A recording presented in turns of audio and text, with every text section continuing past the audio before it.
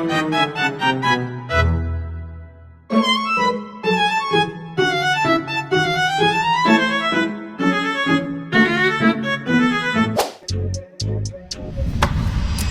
don't make me think of it like you came with a defect. You talk to me dirty, I'm talking back like a replay. Papunta na kami sa Mati and kumakain na kami ng mais kasi wala pa kaming breakfast. First time pala ni ate at ng boyfriend ko makapunta doon. So, let's go! Apat lang pala kami, kasama ko yung ate ko, yung kuya ko, tapos yung girlfriend niya, tapos yung boyfriend ko. Ayan, dumaan muna kami sa karinderya para makapag-breakfast na talaga kasi gutom na kami, girl. Rekta pagkatapos namin kumain, biyahe na ulit. Tara, samahan nyo kami sa Mati. Let's go! Galing pa pala yung boyfriend ko sa duty niya. Dan po sa may bandang kanto, nangihingi po siya ng coins. Kaya ayan, pagod na pagod yan. Kaya sinama ko na talaga siya sa gala namin para makapag-relax naman ng baby ko na yan. Second stop namin is dito sa may street food, sa may tabi ng dagat. And ang ganda ng view dito. So yes, hindi natin maiiwasang mag-picture and mag-take ng mga clips. Tara, kain tayo street food! Ayan! Give me. So,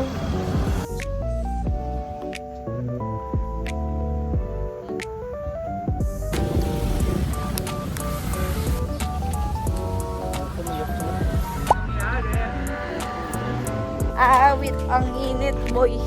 finally, nandito na kami sa Mati and yung first na pinuntahan namin guys is dito sa Daikan Beach.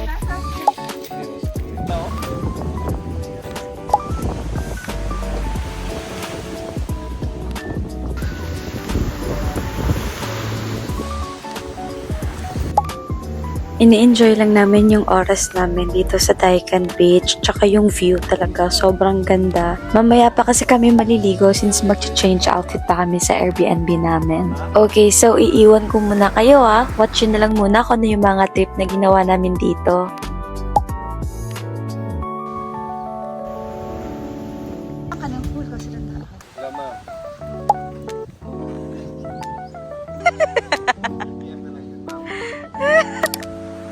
Video mo kaya? Fresh Seafood Gaming. Ang sarap-sarap talaga kumain ng mga fresh seafood. Sobrang na-enjoy namin to. At ang dami namin naubos, lalo na yung BF ko na sobrang binasic lang yung food trip namin. Food trip time na may konting landian, nasubuan na nagaganap, eme. Hay nako, ang sarap pala talagang kumain kapag sinusubuan ka lang. Eme, napaka-arte. Mapapasayaw ka na lang talaga sa sobrang sarap. Tignan nyo naman kung gaano ka-presko yan. So, we're heading na to our Airbnb to change outfits and I forgot to film there as well. Nakakalimutan ko pa na nagva-vlog ako. So, sorry na, okay? And tada! We're back and we're ready to get wet. After nga namin mag-take ng mga pics and clips, diretso na swimming and sinalubong ang mga waves. Nakakatuwang maligo dito and at the same time nakakakaba yung alon, girl. As you can see, nila ko yung boyfriend ko at saka yung ate ko para makapagligo na talaga kami kasi sobrang gusto ko nang mag-enjoy at maglaro-laro sa waves. Marami din palang nagsisurfing dito kasi ang ganda-ganda ng alon.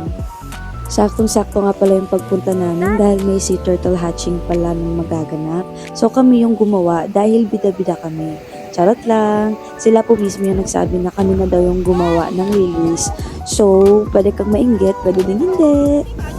Sobrang saya ko at this time kasi first time ko and hindi ko naman talaga to in-expect na mararanasan ko siya. Ang saya-saya, ang cute ng mga babies ng turtle, like nakakagigil. Kung pwede lang sana sila gawing pet. Iuuwi ko talaga sila dahil tignan niyo naman ang cute, nakakagigil.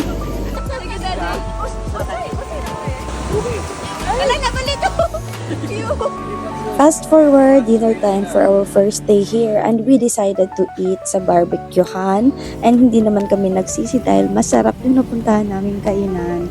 Nag-makeup lang muna ako and konting landian on the side with my PF while waiting sa food.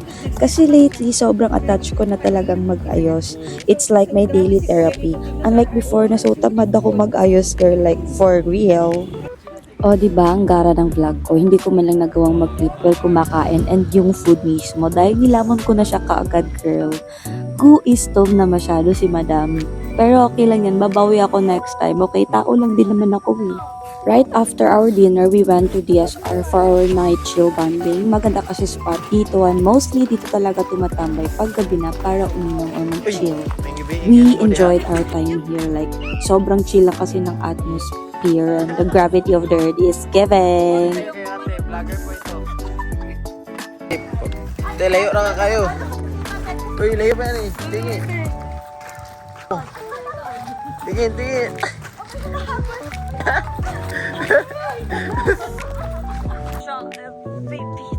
POV.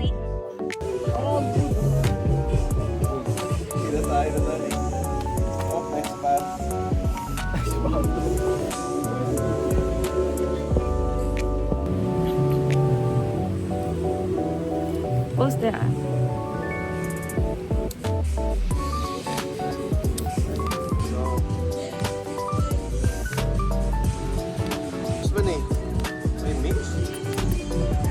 So this is our view. Ang ganda-ganda diba? Tapos may maganda pang sound trip. O, lakas makachillax talaga. Tanggal problema mo dito, girl. Nice food.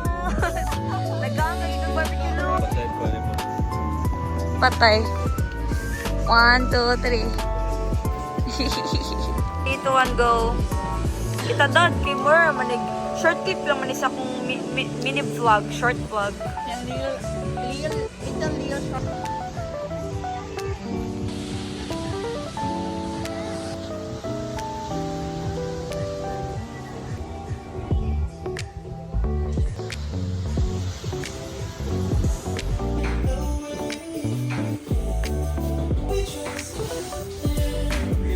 Finally, second day here in Mati. Sumakit pala siya ni BF ko dyan. Sobrang sayang ng tips ko dahil nag-solo ako umalis para bumili ng gamot niya. And quick ukay-ukay on the side. Na-delete kasi mga clips eh. Imagine nyo na lang ha. Alam nyo ba, uuwi na sana talaga kami this day. Eh kaso na-realize namin na sobrang nakakabitin yung gala namin dito sa Mati. Kaya as mga filingera na akala mo tumatay ng pera, nag-decide kami na pumunta na rin muna sa Langka, Mati, and Govjan and pasyalan yung ibang tourist spot doon and honestly, we made the right decision.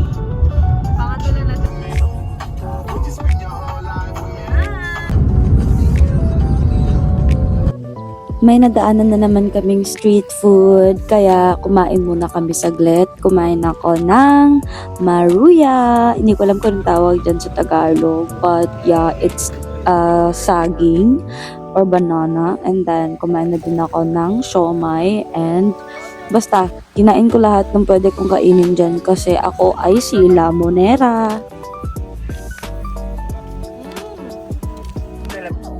May magandang spot na naman kaming nadaanan. So, syempre, ang ginawa namin, nag-stop over muna kami dahil may coffee shop dito. Yes, girl, you heard me right. Merong coffee shop dito. And imagine na lang na magko-coffee ka, mag-drink ka ng matcha mo with this kind of view. Like, oh my gosh, I love it. And yes, speaking of matcha, ito pala yung itsura ng coffee shop dito, guys. So, nag-order din kami ng dessert nila. Nakalimutan ko na kung ano yung tawag doon. Basta yung mga maliliit na cake.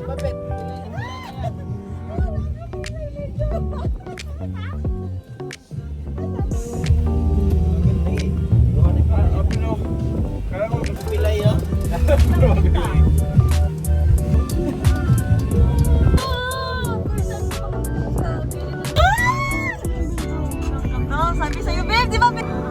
Oh my God.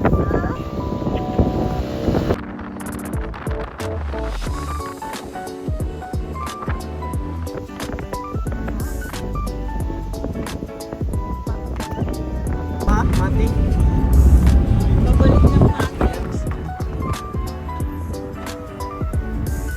Guys, ganito kaganda ang Govjan. Like, oh my gosh, parang nasa ibang bansa ako. Soon, ito na yun. Let's take a moment and enjoy the beautiful view. Ako nga pala yung beautiful you. Aray mo.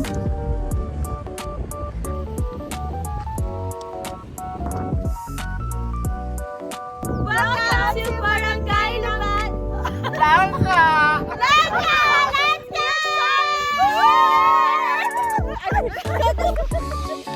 Boogs! Nandito na pala kami sa aming room dito sa Payag sa Beach Resort dahil dito kami nagstay and bumili pala kami ng octopus and then ng iba't ibang klaseng seafood na pwede namin lutuin para pang dinner namin. And ayan, nagluluto-luto lang kami dyan and wala akong ambag, dito ko lang. Honestly, you should really make more time for me.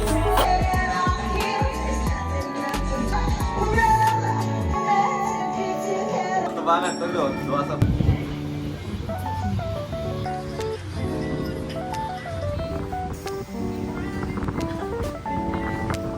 May binabackstab lang kami ni BF ko that time kaya sobrang aliw namin dyan. And yes, for our third day, tignan nyo naman kung gaano kaganda dito. Like, ano ba? Parang gusto ko ulit bumalik while nag-voice over ngayon. Like, for real. So, papunta nga pala kami doon sa Payag News yung palaging nagtitrending sa TikTok na Daddy, spot. Okay na ito na ibili sa gilid.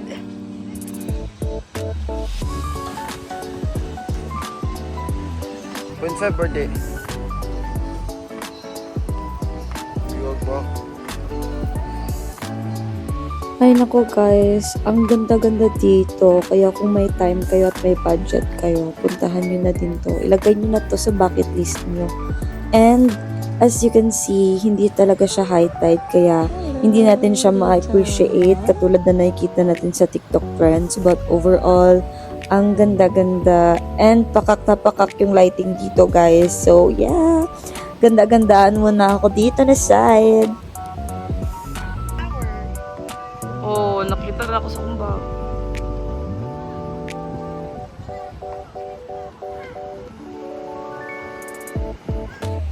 Nag-enjoy talaga ako dito, girl. Ang dami kong nagawa ng short clips, ang ganda mga selfies, mga picture-picture.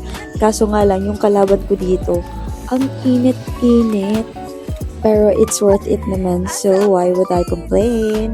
So, pabalik na pala kami doon sa mismong resort kung saan kami nagstay kasi walking distance lang siya. Buti na lang talaga nag-extend kami kasi kung hindi namin makikita in person kung gaano kaganda dito. Fast forward again, pauwi na kami sa Tagum City and may dadaanan ulit kaming kainan. So, alam niyo na kung anong gagawin. Hihinto para lumaman at mag-food trip ulit. Tignan niyo naman, ang sarap niyan. Nakakaloka pala mag-edit ng ganito. Nakakatakam, parang gusto ko ulit kumain ng ganyan. O, eto na. First bite. Ang sarap. Ang daming cheese. Mahilig kasi ako sa cheese tsaka maraming sauce.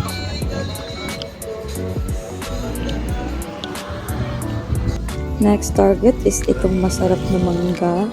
Ang mura-mura lang ng mangga dito guys. Tapos ang sarap-sarap pa. Food trip ngani! Nabuntis ng pagkain.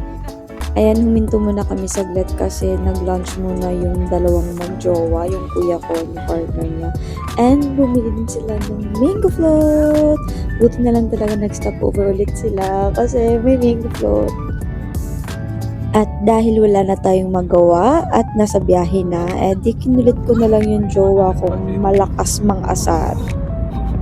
Nandito na kami sa Mako and nag-stop over ulit kami sa another kainan dito sa Burns Halo-Halo and Dessert. Bro, not even kidding. Ang sarap-sarap ng dessert nila dito.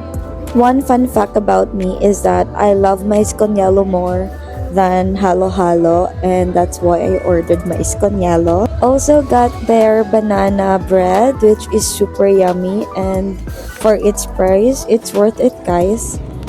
So there you have it guys. I'm going to end my video here na.